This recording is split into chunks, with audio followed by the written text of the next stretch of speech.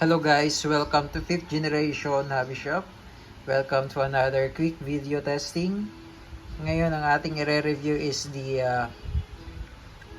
1911 high cap. Yan. This is the WE P14.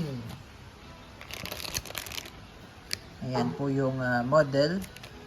WE brand po, gas blowback airsoft pistol. Made in Taiwan. Yan. So, kung mapapansin nyo po, yung kanyang magazine ay double stock. Same sa high kappa.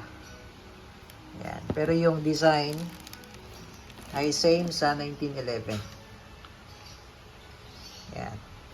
That is why it's called 1911 high cap. Yan. So, kung mapapansin nyo po, yung kanyang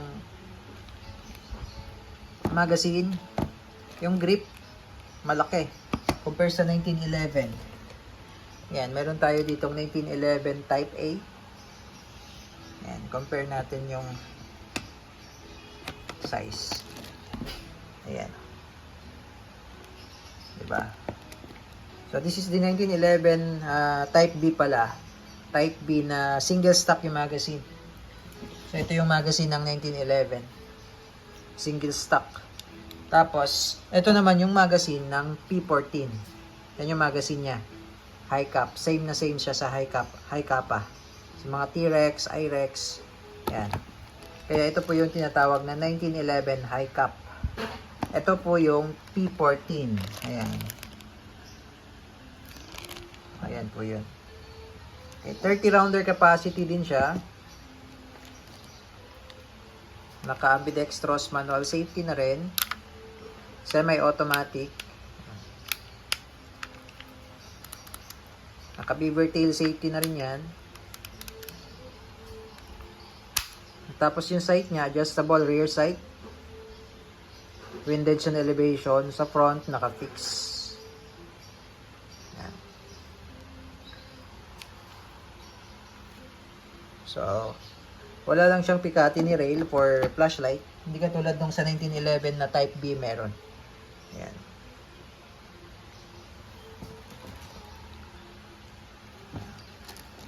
P14. WE-P14 made in Taiwan, gas blowback airsoft pistol. Okay, testing natin.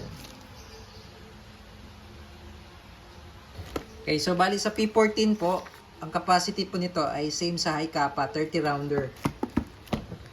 While sa 1911 naman is single stock, 15 rounder. This one is 30 rounder double stock.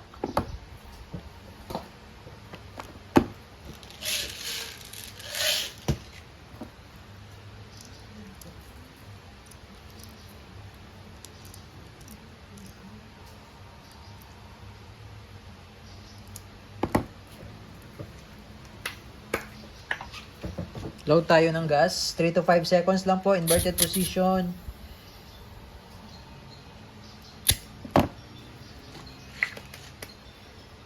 By the way, shout out natin si Sir Gerald ng Pangasinan. Welcome to 5th generation hobby shop, sir. Tingnan natin yung loob.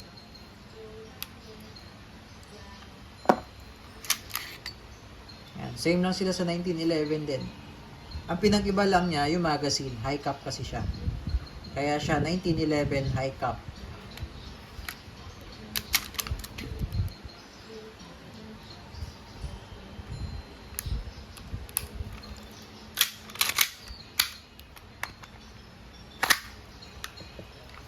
Yan. Ganyan po yung tsura pag nakasalpak yung magazine. Okay, testing.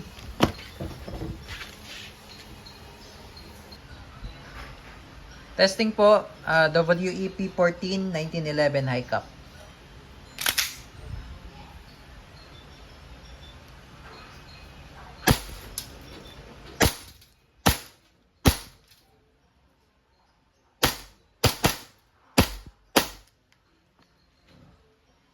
Okay, open slide, release magazine. Don't drop the slide, alalay lang. Hammer down. Okay. So again, this is the WE P14 1911 high cap gas blowback airsoft pistol.